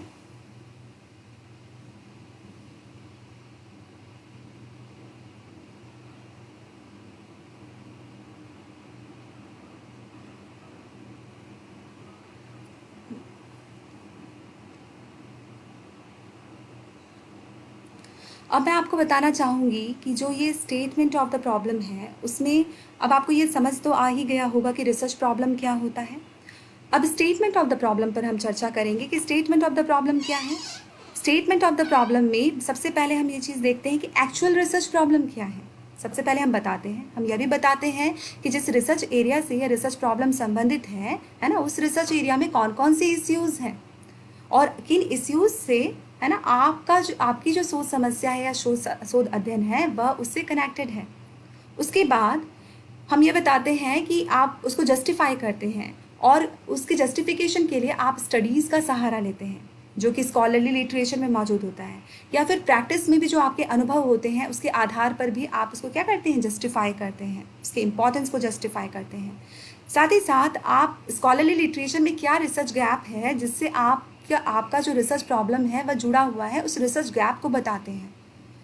उसके बाद आप यह भी बताते हैं कि मैथड्स में यानी आप किस सेटिंग पे काम करने वाले हैं, किन पार्टिसिपेंट्स के साथ काम करने वाले हैं, किस प्रकार के रिसर्च डिज़ाइन का आप उपयोग करने वाले हैं, यह भी जो है स्टेटमेंट ऑफ द प्रॉब्लम का हिस्सा बनता है। साथ ही साथ आप यह भी बताते हैं कि वे कौन से लोग हैं व कौन सी ऑर्गेनाइजेशन है जो आपके शोध कार्य से है ना के परिणामों से उसे फ़ायदा होने वाला है, उसे लाभ पहुंचने वाला है। ठीक है, तो स्टेटमेंट ऑफ द प्रॉब्लम में ये सारी चीज़ें जो है सम्मिलित होती हैं। अब स्टेटमेंट ऑफ द प्रॉब्लम को मैं कुछ इस प्रकार बता सकती हूँ। In India the level of scientific literacy is very low because the way science is taught in the school does not sensitize the learners towards the scientific issues or the social practice or real life practices in which science concepts are applied. It is more or less lecture oriented and does not engage the learners in the activities focusing on scientific issues. Hence, an empirical study is required to assess the effectiveness of socio-scientific issue-based instruction on scientific literacy of upper primary school children. It is also required to explore the process of development of scientific literacy among the learners. Yes, इस प्रकार जो है आप क्या कर सकते हैं, अब प्रॉब्लम को स्टेट कर सकते हैं या स्टेटमेंट ऑफ द प्रॉब्लम का निर्माण कर सकते हैं. चलिए आगे बढ़ते हैं. अब हम यह जानेंगे कि पर्पस ऑफ द स्टडी क्या है. आपका जो पर्पस ऑफ द स्टडी है वह क्या होता है, ये लॉजिकली फ्लो होता है स्टेटमेंट ऑफ द प्रॉब्लम से. आपका पर्पस ऑफ द स्टडी या स्टेटमेंट ऑफ द पर्पस जो है वह स्टेटमेंट ऑफ द प्रॉब्लम पर में क्या होता है, ग्राउंडेड होता है. यह आपके रिसर्च स्टडी के ओवरऑल इंटेंट या ओवरऑल पर्पस को बताता है, या बताता है कि रिसर्चर क्या करने जा रहा है, what researcher hopes to accomplish. ठीक है, यह एक सिंगल कॉम्प्रिहेंसिव सेंटेंस होता है. ध्यानपूर्वक सुनिएगा, यह क्या होता है, एक सिंगल कॉम्प्रिहेंसिव सेंटेंस होता है और यह कुछ इस तरह शुरू होता है. The purpose of the research is to determine, describe, explain and predict. तो यहाँ जो डिटरमाइन है, डिस्क्राइब है, एक्सप्लेन है, क्या एक्शन वर्ब है. आप इसके साथ आसानी से किसी भी रिसर्च वर्क या रिसर्च प्रपोजल में सर्च कर सकते हैं कि क्या उस रिसर्च वर्क या रिसर्च प्रपोजल में शोधकर्ता या शोधार्थी ने पर्पस ऑफ स्टेटमेंट का निर्माण किया है या नहीं. जो purpose of statement of purpose होता है, उस स्टेटमेंट ऑफ पर्पस में कम से कम एक से अधिक रिसर्च क्वेश्चन या एक से अधिक रिसर्च ऑब्जेक्टिव को बनाने की क्षमता होती है, के निर्माण की क्षमता होती है. ठीक है, स्टेटमेंट ऑफ पर्पस को कुछ इस प्रकार लिखा जा सकता है. In response to the problem stated above, the purpose of the study is to determine the effectiveness of SSI based instruction यानी socio scientific issue based instruction on scientific literacy of upper primary school children. It is also proposed to explore the process of development of scientific literacy among upper primary school children during the intervention of SSI based instruction. इस प्रकार जो है आप statement of the purpose को एक single comprehensive sentence में समाहित कर सकते हैं. मैं आपको कुछ और चीज़ें भी बताना चाहूँगी कि कई बार ऐसा होता है कि पर्पस ऑफ द स्टडी के अंतर्गत ही आप क्या करते हैं, ऑपरेशनल डेफिनेशंस और रैशनल ऑफ द स्टडी को स्थान देते हैं. जो आपका जो ऑपरेशनल डेफिनेशंस होता है वह क्या है, स्टेटमेंट ऑफ प्रोसीड्योर है, जहाँ जो वेरिएबल्स आपने आइडेंटिफाई किया है आप उसको अपने कॉन्टेक्स्ट के अनुसार क्या करते हैं, ऑपरेशनली डिफाइन करते हैं. ठीक है, आप यहाँ पर क्या इस स्टेज में आप ऑपरेशनल डेफिनेशन को रख सकते हैं या फिर आप जो है इसको सेपरेटली क्या कर सकते हैं, मेंशन कर सकते हैं और इसको डिस्क्राइब कर सकते हैं. आप इस स्टेज में रैशनल ऑफ द स्टडी, इस स्टेज में क्या करते हैं, आप रैशनल ऑफ द स्टडी को भी इंक्लूड कर सकते हैं. रैशनल ऑफ द स्टडी क्या है इसके संबंध में हम आगे जान लेंगे. यहाँ पर आप देख रहे होंगे कि मैंने review of the literature, rational of the study और ऑपरेशनल डेफिनेशंस को क्या किया है, रेड कलर से हाईलाइट किया है. यह बताता है कि ये जो ऑप्शंस हैं वह क्या है, ये सभी जो ये आपके लिए ये सारे सेक्शन जो हैं वो ऑप्शनल हैं, क्योंकि कहीं ना कहीं हमने रिव्यू ऑफ लिटरेचर को बैकग्राउंड ऑफ द रिसर्च के अंतर्गत ही रख दिया था. यदि आपको लगता है कि आपने व्यापक संख्या में रिव्यूज़ को स्टडी के संबंधित शोध साहित्य का पुनरावलोकन किया है, तो ऐसी स्थिति में आप रिव्यू ऑफ द लिटरेचर का अलग सेक्शन बना सकते हैं. रैशनल ऑफ द स्टडी या जिसको जस्टिफिकेशन ऑफ द स्टडी भी कहा जाता है, यह जो है आप पर्पस ऑफ द स्टडी या स्टेटमेंट ऑफ द पर्पस के अंतर्गत भी रख सकते हैं या स्टेटमेंट ऑफ द प्रॉब्लम के अंतर्गत भी रख सकते हैं. वह तो मैंने आपको पहले भी बताया है जब मैंने इन सेक्शंस का वर्णन किया था, किंतु आप इसे अलग से भी हाईलाइट कर सकते हैं. यह छूट जो है आपको एकेडमिक प्रपोजल के निर्माण में होती है. Review of the related literature या रिव्यू ऑफ द लिटरेचर में हम किस चीज़ का ध्यान रखते हैं, इसमें जो है बैकग्राउंड ऑफ द रिसर्च या कॉन्टेक्स्ट ऑफ द रिसर्च जो है वेल हाईलाइटेड होना चाहिए. रिसर्च की नीड क्या है यह भी हाईलाइटेड होनी चाहिए. ठीक है, और यह भी बताना चाहिए कि रिसर्चर अपने जिस रिसर्च एरिया पर कार्य कर रहा है या जिस शोध समस्या पर के संबंध में कार्य कर रहा है उसे उसकी कितनी गहन समझ है, क्या उसे उसकी गहन अंतर्दृष्टि है या नहीं है, यह भी आपको प्रस्तुत करने की आवश्यकता होती है। रैशनल ऑफ द स्टडी के अंतर्गत आप क्या बताते हैं कि इस रिसर्च की नीड क्या है, और आप जस्टिफाई करते हैं जो भी स्कॉलरली लिटरेचर में स्टडीज़ है उसके माध्यम से, और अपनी जो प्रोफेशनल एक्सपीरियंस या फिर आपके जो एकेडमिक एक्सपीरियंस है उसके माध्यम से आप जस्टिफाई करते हैं कि सचमुच इसकी नीड है, इसका सिग्निफिकेंस क्या है, इसकी नोवेल्टी क्या है, इसका रिलेवेंस क्या है, या कितना इम्पॉर्टेंट है ना। ये सारी चीज़ें जो है आप रैशनल ऑफ द स्टडी में समाहित करते हैं, सम्मिलित करते हैं। अब हम ये जानेंगे कि ऑपरेशनल डेफिनेशंस क्या है। ऑपरेशनल डेफिनेशंस क्या होता है? यह स्टेटमेंट ऑफ प्रोसीड्योर कहलाता है। याद रखिए मैंने कौन कौन से स्टेटमेंट का जिक्र किया। मैंने स्टेटमेंट ऑफ प्रॉब्लम बोला, मैंने स्टेटमेंट ऑफ पर्पस बोला। अब ये जो ऑपरेशनल डेफिनेशन है वो भी एक तरह का स्टेटमेंट है, और इसे स्टेटमेंट ऑफ मेथड्स या प्रोसीड्योर कहा जाता है।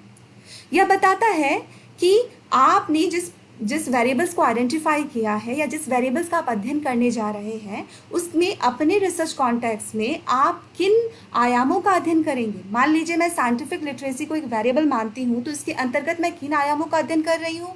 हो सकता है मैं रिफ्लेक्टिव जजमेंट का अध्ययन कर रही हूँ, मैं आर्ग्यूमेंटेशन का अध्ययन कर रही हूँ, मैं नेचर ऑफ साइंस अंडरस्टैंडिंग का अनुभव का अध्ययन कर रही हूँ। ऐसे कई अन्य आयाम हो सकते हैं, किंतु मैं यहाँ निर्धारित करूंगी कि मैं किन आयामों को उस वेरिएबल के या उस कॉन्स्ट्रक्ट के अंतर्गत सम्मिलित करूंगी। साथ ही साथ मैं यह भी बताती हूँ कि मैं इस वेरिएबल को या इस कॉन्स्ट्रक्ट को कैसे मेजर करूंगी। तो ऑपरेशनल डेफिनेशन में आप यह बताएंगे कि वेरिएबल्स जो है या जो कॉन्स्ट्रक्ट है जिसका आप अध्ययन कर रहे हैं उसमें कौन कौन से आयाम सम्मिलित हैं, और आप इन आयामों को किस प्रकार आप इसका मापन करेंगे, इसका अध्ययन या विश्लेषण करेंगे। चलिए आगे बढ़ते हैं। इसके बाद हम रिसर्च क्वेश्चंस, रिसर्च ऑब्जेक्टिव्स और हाइपोथेसिस का निर्माण करते हैं। ये हाइपोथेसिस जो है क्वांटिटेटिव रिसर्च में निर्माण की जाती है, क्वालिटेटिव रिसर्च में इसका निर्माण नहीं होता, इसलिए मैंने एंड और लिखा है। रिसर्च क्वेश्चन, रिसर्च ऑब्जेक्टिव्स ये भी स्टेटमेंट्स हैं, ठीक है। ये स्टेटमेंट्स किस प्रकार आते हैं, इसको आप कैसे कहाँ किस प्रकार और कब ये कहाँ जो है इसका निर्माण किया जाता है इसके संबंध में जानते हैं। In the process of stating the research problem, जब आप रिसर्च प्रॉब्लम को क्या करते हैं, परिभाषित कर रहे होते हैं, उस वक्त आपके या फिर जब आप रिसर्च प्रॉब्लम को आइडेंटिफाई करते हैं उस वक्त आपके जहन में कई क्वेश्चंस जो है पजल करते हैं, है ना। कई क्वेश्चंस अराइज होते हैं। यह क्वेश्चंस जो है रिसर्च क्वेश्चंस कहलाते हैं, जो कि आपको उस शोध में गहन अंतर्दृष्टि प्रदान करती है, ठीक है। अब आप जो आपने जिन रिसर्च क्वेश्चंस का निर्माण किया है उन रिसर्च क्वेश्चंस को आंसर करने के लिए आप क्या करते हैं, आप कुछ इंटेंडेड टास्क्स को प्लान करते हैं। यह टास्क कैसा टास्क होता है, अचीवेबल टास्क होता है, और यह क्या कहलाता है, रिसर्च ऑब्जेक्टिव्स कहलाता है। यह टास्क क्या कहलाता है, रिसर्च ऑब्जेक्टिव्स कहलाता है। रिसर्च ऑब्जेक्टिव स्मार्ट होना चाहिए, यानी ये स्पेसिफिक होना चाहिए, मेजरेबल होना चाहिए, अटेनेबल होना चाहिए, रिसर्चेबल होना चाहिए और टास्क ओरिएंटेड होना चाहिए। तो रिसर्च क्वेश्चंस को आंसर देने के लिए जिन इंटेंडेड टास्क का आपने निर्माण किया है वह रिसर्च ऑब्जेक्टिव्स कहलाता है, और यह अचीवेबल होता है, मेजरेबल होता है। उसके बाद आप यदि क्वांटिटेटिव रिसर्च कर रहे हैं तो हाइपोथेसिस का भी निर्माण करते हैं, और ये हाइपोथेसिस क्या होती है, डिक्लेरेटिव स्टेटमेंट्स होती है, फॉर्मल आइडियाज होते हैं।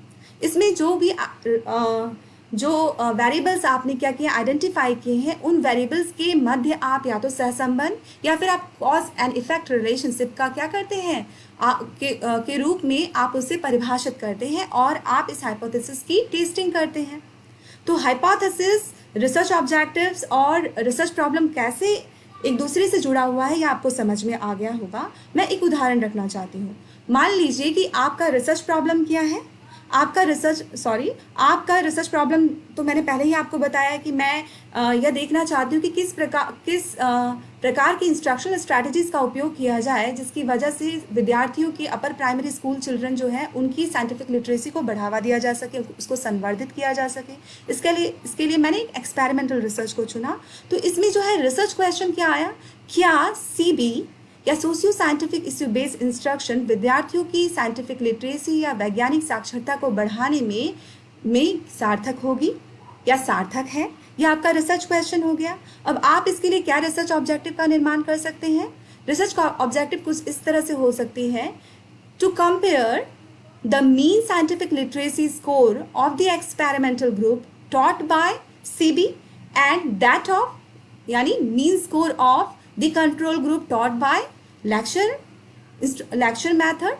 Yes, you are comparing. तो यह एक टास्क की तरह दिख रहा है और इसके लिए आप रिसर्च हाइपोथेसिस में डायरेक्शनल हाइपोथेसिस का निर्माण कर सकते हैं, जहां आप बताते हैं कि the mean score of mean scientific literacy score of experimental group which is taught by CB is greater than that of the control group taught by lecture method. तो इस प्रकार जो है आप देख रहे होंगे कि किस प्रकार रिसर्च क्वेश्चन, रिसर्च ऑब्जेक्टिव और रिसर्च हाइपोथेसिस एक दूसरे से जुड़े होते हैं. यह एक बहुत महत्वपूर्ण हिस्सा है आपके रिसर्च प्रपोजल का, क्योंकि जब भी आपने कभी शोध प्रस्ताव या अपने शोध कार्य का प्रस्तुतिकरण किया हो तो आपसे यह कहा जाता है कि आप अपने रिसर्च क्वेश्चंस पे फोकस कीजिए, आप अपने रिसर्च ऑब्जेक्टिव्स पे फोकस कीजिए, आप अपने हाइपोथेसिस पे फोकस कीजिए. तो आपको उस दौरान ये समझना होगा कि यह आपको प्रस्तुत करना होगा, बताना होगा कि किस प्रकार ये तीनों एक दूसरे से जुड़े हैं. अब इसके बाद आप रिसर्च डिज़ाइन पर विचार करते हैं. मैंने आपको पहले भी बताया कि रिसर्च डिज़ाइन जो है वह क्या होता है, रिसर्च प्रपोजल का एक हिस्सा होता है जो रिसर्च क्वेश्चन के आंसर को ढूंढने के लिए प्लान किया जाता है. ठीक है, यह plan of methods and procedures होता है. यह एक ऐसा फ्रेमवर्क होता है जो रिसर्चर को क्या करता है, सहयोग करता है कि किस प्रकार के रिसर्च मेथड्स, रिसर्च प्रोसेसेस, किस प्रकार के techniques of sampling, techniques of data collection, techniques of analysis का चयन किया जाए, है ना. यह रिसर्चर को क्या करता है, मार्गदर्शन प्रदान करता है. यह एक ऐसा फ्रेमवर्क होता है. अब किस किस तरह के रिसर्च डिज़ाइन हो सकते हैं. हो सकता है कि आपका जो रिसर्च डिज़ाइन है वो क्वांटिटेटिव हो सकता है कि आपका रिसर्च डिज़ाइन क्वालिटेटिव हो, मिक्स मैथड रिसर्च डिज़ाइन हो. तो आपको ये तय करना है कि आप किस प्रकार के रिसर्च डिज़ाइन को ले रहे हैं. यदि आपने क्वांटिटेटिव रिसर्च डिज़ाइन को लिया है, उसके अंतर्गत आप सोच लीजिए यदि आप एक्सपेरिमेंटल रिसर्च डिज़ाइन ले रहे हैं तो उसमें आपको यह भी बताना होता है कि थ्रेट्स टू इंटरनल वैलिडिटी क्या है, जिसे कि आप एक्सट्रेनियस वेरिएबल्स के नाम से भी जानते हैं. ठीक है, और आप इन एक्सट्रेनियस वेरिएबल्स को किस प्रकार कंट्रोल करेंगे. क्या आप उसे फिजिकली कंट्रोल करने वाले हैं, क्या आप उसे रैंडमाइजेशन के थ्रू कंट्रोल करने वाले हैं, या सेलेक्टिव कंट्रोल करने वाले हैं, या स्टैटिस्टिकली कंट्रोल करने वाले. ये सारी बातें जो हैं आप वहाँ प्रस्तुत करते हैं. साथ ही साथ आप बताते हैं कि आपका रैंडमाइजेशन का प्रोसेस क्या होगा. क्या आप पॉपुलेशन से जो सैंपल है उसको रैंडमाइजेशन के साथ सेलेक्ट करेंगे, रैंडमली सेलेक्ट करेंगे. क्या आप इसे दो ग्रुप में रैंडमली असाइन करेंगे, क्या आप इन दो ग्रुप में जो ट्रीटमेंट है उसको रैंडमली असाइन करेंगे. तो ये सारी जो प्रोसेस ऑफ रैंडमाइजेशन है इसे भी आपको बताना होता है. यानी उस रिसर्च डिज़ाइन को आपको एक मैथमेटिकल मॉडल के रूप में प्रस्तुत करना होता है. क्वालिटेटिव रिसर्च मेथड जो है, अब मान लीजिए आप क्वालिटेटिव रिसर्च डिज़ाइन पर हैं तो आप किस किस प्रकार के क्वालिटेटिव रिसर्च मेथड को यूज़ कर सकते हैं. एथनोग्राफी हो सकती है, फेनोमेनोलॉजी हो सकती है, नैरेटिव इंक्वायरी हो सकती है, डिस्कोर्स एनालिसिस हो सकता है. ये सारी चीज़ें हो सकती हैं. ठीक है, तो आप इसमें से किसी एक मेथड को सिलेक्ट करते हैं या एक कॉम्बिनेशन ऑफ मेथड को सिलेक्ट करते हैं अपने क्वालिटेटिव रिसर्च को कंडक्ट करने के लिए. आप मिक्स्ड रिसर्च मेथड का भी सहारा ले सकते हैं. मिक्स्ड रिसर्च मेथड में क्या होता है, मिक्स्ड रिसर्च मेथड में ट्रायंगुलेशन है, एक्सप्लेनेटरी रिसर्च है या एक्सप्लोरेटरी है या फिर एम्बेडेड रिसर्च डिज़ाइन है या रिसर्च मेथड है. आप इसके बारे में बताते हैं. मैं आपको एक चीज़ बताना चाहूँगी कि जब भी आप कोई रिसर्च डिज़ाइन ले रहे हैं तो उसके पीछे जो है व्यापक एक क्या है, उसका एक रैशनल है, एक औचित्य है. उस औचित्य को भी आप क्या करें, प्रदर्शित करें कि उस रिसर्च मेथड को या रिसर्च प्रोसीड्योर को सेलेक्ट करने का रैशनल क्या है. यह एक अच्छे रिसर्च प्रपोजल की खासियत होती है. और आप एक डिटेल्ड, एक लॉजिकल रिसर्च प्रपोजल बना रहे हैं एमफिल या पीएचडी की डिग्री के लिए, तो आप वहाँ यह ज़रूर सम्मिलित करें कि आपने किसी पर्टिकुलर रिसर्च डिज़ाइन या मेथड या प्रोसीड्योर को क्यों सेलेक्ट किया है. अब हम जानेंगे कि सैम्पलिंग, है ना, सैम्पलिंग की तकनीक जो है वह किस प्रकार की होती है, क्या क्या होती है. आप कोई ना कोई सैंपल लेंगे, आप पूरे पॉपुलेशन का स्टडी भी कर सकते हैं. यदि पॉपुलेशन जो है वो लिमिटेड है तो आप कर सकते हैं, किंतु आप पॉपुलेशन जो है वो काफ़ी बड़ा है तो आप उस सभी को नहीं ले सकते. तो आपको क्या करना है, आप उससे सैंपल लेंगे. तो जब आप सैंपल उससे ड्रॉ करेंगे तो वो कौन कौन सी तकनीक होगी, और रिसर्च की जो डिज़ाइन है उसके अनुसार जो है सैंपल की तकनीक भी बदल जाती है. जैसे आप यदि क्वान्टिटेटिव रिसर्च कर रहे हैं तो आप प्रोबेबिलिटी सैम्पलिंग का सहारा लेते हैं, है ना. लार्ज रिप्रेजेंटेटिव सैंपल्स जो है आप सेलेक्ट करते हैं. आप क्वालिटेटिव रिसर्च कर रहे हैं तो आप पर्पसिव और कन्वीनियंस सैम्पलिंग का सहारा लेते हैं। आपको आपके पॉपुलेशन की कैरेक्टरिस्टिक को वेल स्पेसिफाई करना होता है। मान लीजिए मैंने ये कहा कि मैं अपनी स्टडी में अपर प्राइमरी स्कूल चिल्ड्रन के साथ काम करने वाली हूँ, तो वहाँ अपर प्राइमरी स्कूल चिल्ड्रन ही होंगे मेरे पॉपुलेशन, वह उसकी कैरेक्टरिस्टिक है। यदि मैं सरकारी विद्यालयों के अपर प्राइमरी स्कूल चिल्ड्रन पे कार्य करने वाले, तो मेरे पास दो कैरेक्टरिस्टिक होंगे, एक कि जो बच्चे हैं वो अपर प्राइमरी स्कूल चिल्ड्रन हो, और दूसरी चीज़ कि वो सरकारी विद्यालयों में हो। ठीक है, तो आपको कैरेक्टरिस्टिक्स ऑफ द पॉपुलेशन को वेल स्पेसिफाई करना होता है। साथ ही साथ आपको टेक्निक्स ऑफ सैंपल को भी वेल स्टेट करना होता है कि आप किस टेक्निक का सहारा ले रहे हैं और उस टेक्निक की प्रोसेस क्या है, किस प्रकार से आप उस सैम्पलिंग टेक्निक को क्रियान्वित करेंगे, यह भी आपको बताना होता है।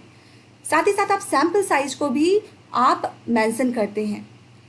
अमूमन जब आप सर्वे रिसर्च कर रहे होते हैं, क्वांटिटेटिव रिसर्च कर रहे हैं, तो पॉपुलेशन की साइज़ के अनुसार और कॉन्फिडेंस जो लेवल आपने तय किया होता है उसके अनुसार क्या करते हैं, सैम्पल साइज जो है उसके लिए एक व्यापक फॉर्मूला है, और उस फॉर्मूले के अनुसार आप क्या करते हैं, सैम्पल साइज निर्धारित करते हैं।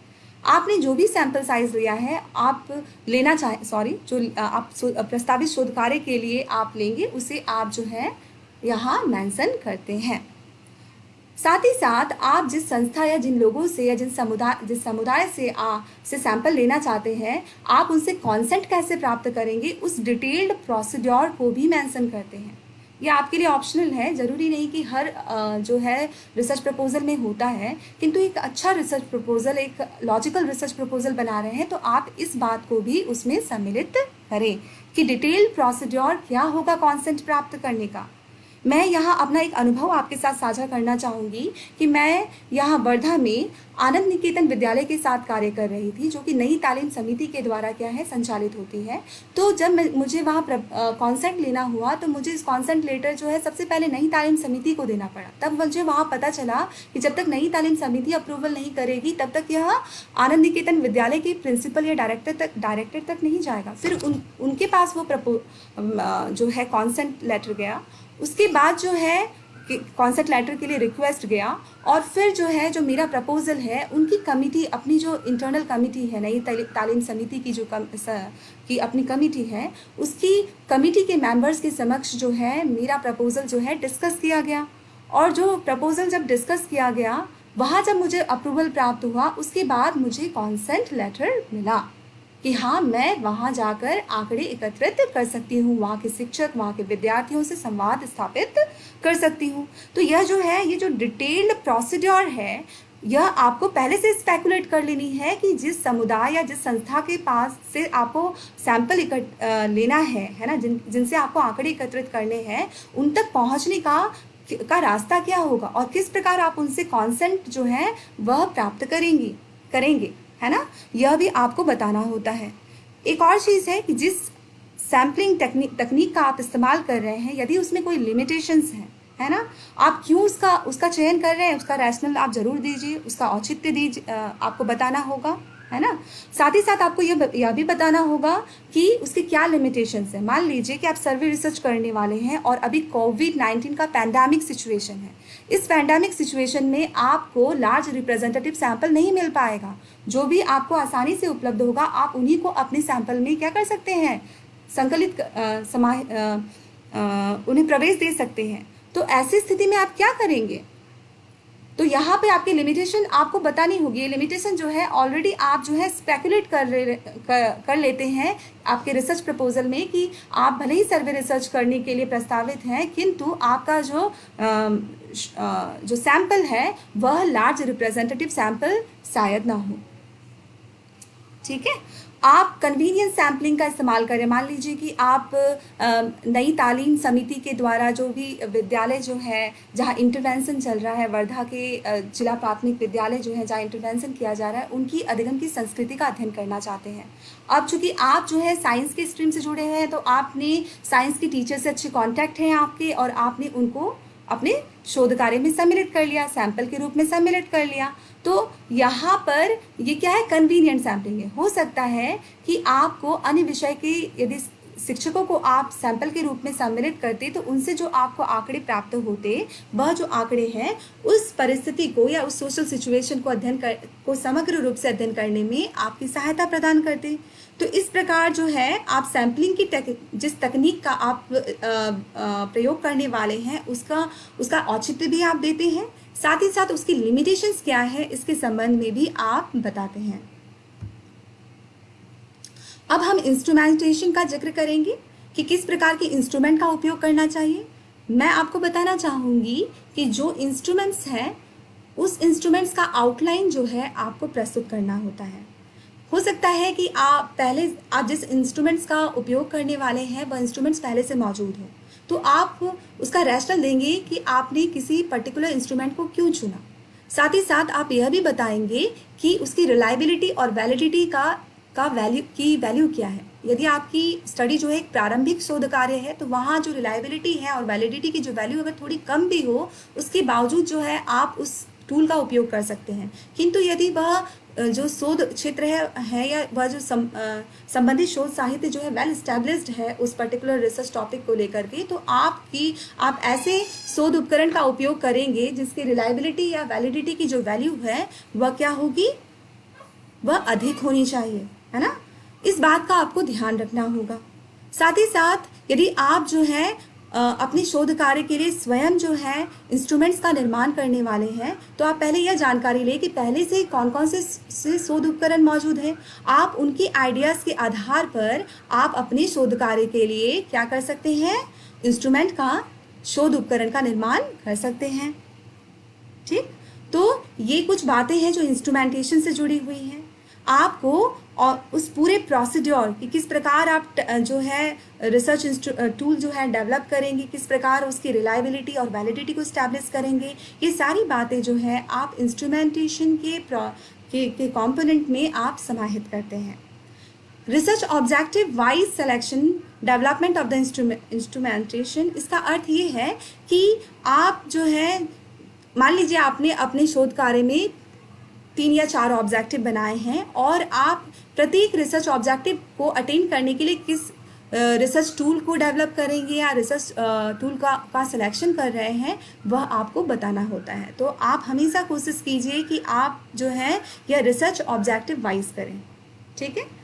डेटा कलेक्शन के लिए आप क्या करते हैं, आप एक जनरल प्लान जो आपका होगा उसकी एक आउटलाइन देते हैं कि आप किस प्रकार डेटा कलेक्ट करेंगे, आपके एडमिनिस्ट्रेशन का प्रोसीड्योर क्या होगा, है ना। आप जो सेमी स्ट्रक्चर्ड या अनस्ट्रक्चर्ड या स्ट्रक्चर्ड इंटरव्यू करने वाले हैं या आप ऑब्जर्वेशन करने वाले हैं, यह ऑब्जर्वेशन जो है आप किस प्रकार जो है क्रियान्वित करेंगे, इसका एक जनरल आउटलाइन आपको जो है रिसर्च प्रपोजल के अंतर्गत इस सेक्शन में सम्मिलित करना होता है।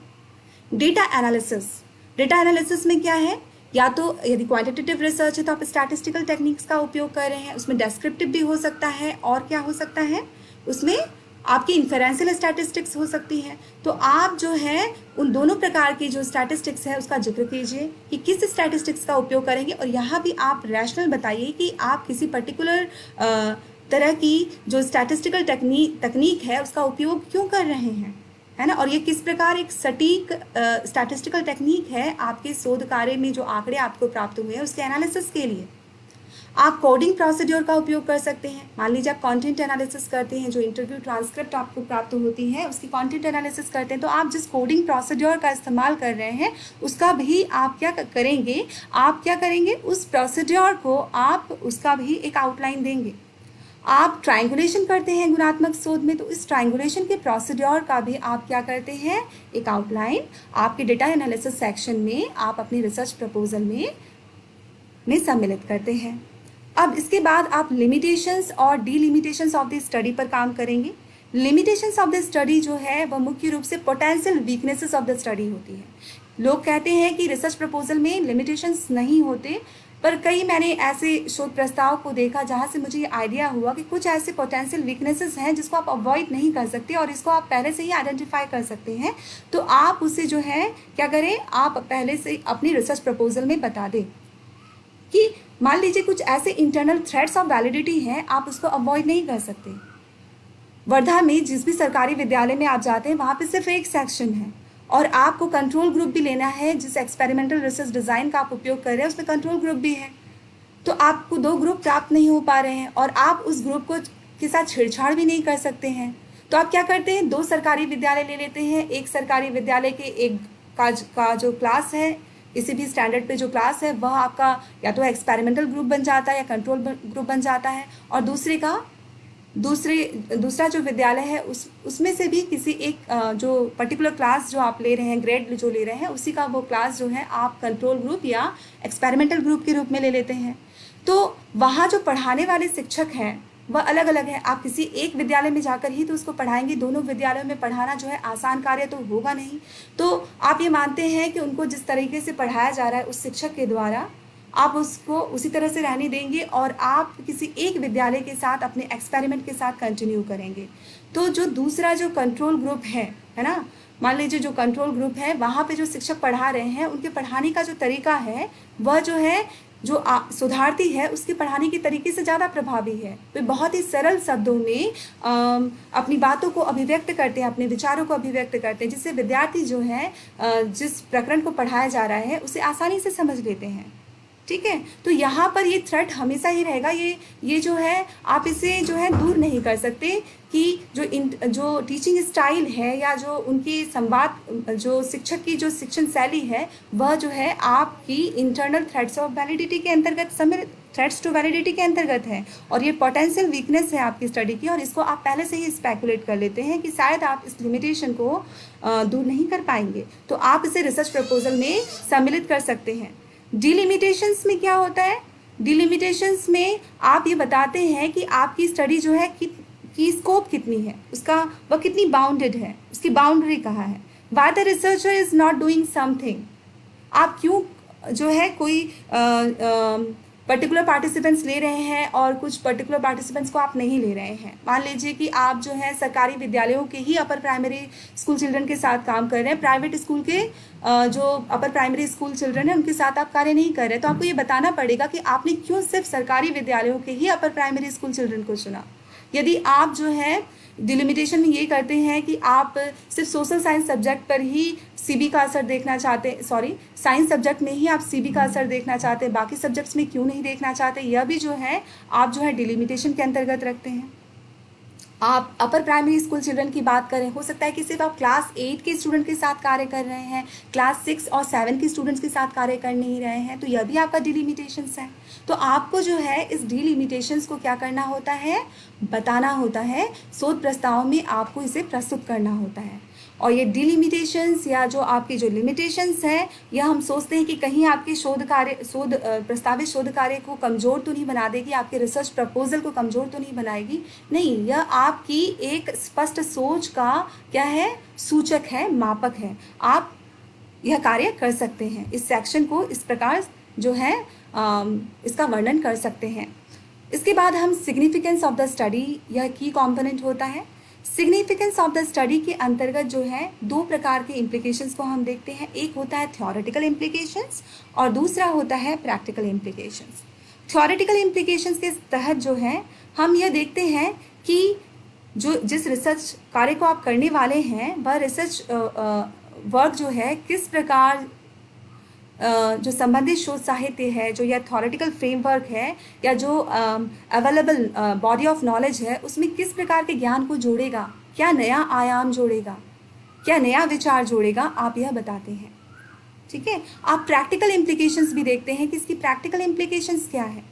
प्रैक्टिकल इम्प्लीकेशंस में यानी ये प्रैक्टिशनर्स को या आपके जो कलीग्स हैं उसको किस प्रकार मदद करेगा, करिकुला में किस तरह मदद करेगा, पॉलिसी मेकिंग में, पॉलिसी इंटरवेंशंस को डिज़ाइन करने में किस प्रकार मदद करेगा, काउंसलर्स को किस प्रकार मदद करेगा, है ना, या एजुकेशनल इंटरवेंशंस में किस प्रकार मदद करेगा, टीचर ट्रेनिंग में ये किस प्रकार मदद करेगा, एजुकेशनल मैनेजमेंट में ये किस प्रकार मदद करेगा। तो आप इसके प्रैक्टिकल इम्प्लीकेशंस को भी बताते हैं। इसके बाद रेफरेंसेस का सेक्शन आता है, और रेफरेंसेस जो है आप एपीए फॉर्मेट में आप लिखते हैं। किसी यूनिवर्सिटी की अपनी फॉर्मेट भी हो सकती है, या यूनिवर्सिटी किसी अन्य जो स्टैंडर्ड फॉर्मेट जैसे एमएलए है, शिकागो है, इसका भी उपयोग जो है वो रेफरेंसेस के प्रिपरेशन के लिए कर सकती हैं, की राइटिंग के लिए कर सकती हैं। तो जो आप रेफरेंसेस का निर्माण करते हैं वो किसी न किसी स्टैंडर्ड फॉर्मेट के तहत करते हैं, और जितने भी आपने इंटेक्स साइटेशन दिए होते हैं वे उन सभी इंटेक्स साइटेशन को आप रेफरेंसेस सेक्शन में उसकी पूरी डिटेल जो है APA फॉर्मेट में देते हैं। यह भी एक रोचक मामला है। मैं आपको बताना चाहूँगी कुछ ऐसी यूनिवर्सिटीज़ भी हैं जो यह कहती है कि जितनी भी रेफरेंसेस आपने दिए हैं उन रेफरेंसेस की ब्रीफ डिस्क्रिप्शन दीजिए, और साथ ही साथ आप उसके एब्स्ट्रैक्ट को भी जो है उसके साथ जोड़िए। ऐसा भी होता है। तो इससे क्या है कि जो इवैल्यूएटर है, जो रीडर है, वो ये देख सकता है कि जो जिस स्टडी को आपने इंटेक्स साइटेशन में रखा है या अपने शोध प्रस्ताव में स्थान दिया है, क्या यह वह जो स्टडी है या उसकी जो भी कंटेंट है, क्या सचमुच आपकी शोध साहित्य से सचमुच आपकी शोध समस्या या शोध कार्य से जुड़ती है, प्रस्तावित शोध कार्य से जुड़ती है। इसके अतिरिक्त आपसे यह भी कहा जा सकता है कि आप बिब्लियोग्राफी को भी इंक्लूड कीजिए। बिब्लियोग्राफी जो है एक शोधकर्ता की बृहद समझ को दर्शाता है। हो सकता है कि यह जो इवैल्यूएटर कमेटी है या रिसर्च कमेटी के जो मेंबर्स है वो ये देखना चाहते हैं कि शोधकर्ता या शोधार्थी जो है उस शोध क्षेत्र के बारे में कितनी गहन जानकारी रखता है। ठीक है, तो वह उसकी गहन जानकारी के आकलन के लिए यह हो सकता है कि आप अपने रिसर्च प्रपोजल में, आपसे यह अनुरोध किया जाए कि आप जो है अपने रिसर्च प्रपोजल में, है ना, आपसे अपेक्षा की जाए कि आप अपने रिसर्च प्रपोजल में रेफरेंसेस के साथ साथ आप बिब्लियोग्राफी को भी स्थान दें। इसके बाद कुछ अपेंडिक्सेस जो होती है इसको भी आप क्या कर सकते हैं, सम्मिलित कर सकते हैं, या एक अलग सेक्शन होता है। यानी आपको जो कॉन्सेप्ट लेटर प्राप्त हो रहा है संस्था से या फिर आपके जिस रिसर्च ऑर्गेनाइजेशन के साथ आप काम करना चाहते हैं, उस कॉन्सेप्ट लेटर को आप अपेंडिक्स के रूप में क्या कर सकते हैं, अटैच कर सकते हैं। साथ ही साथ यदि आप अपने शोध कार्य में एक ऑनलाइन, है ना, अवेलेबल जो इंस्ट्रूमेंटेशन है या रिसर्च टूल्स है उसका उपयोग करने जा रहे हैं, तो उनके जो ऑथर हैं उनकी जो सहमति आपने ली है या नहीं ली है, तो उनकी यदि सहमति है कि आप जो है उस ऑनलाइन टूल या फिर वो जो है या फिर इसी तरह का जो इंस्ट्रूमेंटेशन है जो ऑफलाइन बेसिस में भी आप उसका इस्तेमाल कर सकते हैं, कंप्यूटर बेस्ड नहीं है, तो आप उसका भी जो है उसके लिए जो कॉन्सेंट है आपको प्राप्त हुआ है ऑथर का, उसे भी आप अपेंडिक्स में क्या कर सकते हैं, सम्मिलित कर सकते हैं। तो इस प्रकार हमने ये चर्चा की कि जो रिसर्च प्रपोजल है उसके महत्वपूर्ण कंपोनेंट क्या क्या होते हैं। ठीक है, यह हमने जाना कि जो एक लॉजिकल और डिटेल्ड रिसर्च प्रपोजल है वह कैसे तैयार किया जाना चाहिए, उसका और जो ये जितने कंपोनेंट्स हैं, जितने स्टेप्स हैं, उसका एक लॉजिकल सीक्वेंस कैसा होना चाहिए, यह सब कुछ हमने जाना। आशा करती हूँ कि आपको यह जो लेक्चर है आप इससे लाभान्वित हुएंगे। कुछ ऐसी बातें इसमें ज़रूर होंगी जिसने आपके ज्ञान का विस्तार किया होगा। मैं सोमू सर के प्रति हृदय से धन्यवाद ज्ञापित करती हूँ, who let me be a part of this Facebook live lecture series. Thank you so much for listening me patiently. Thank you all.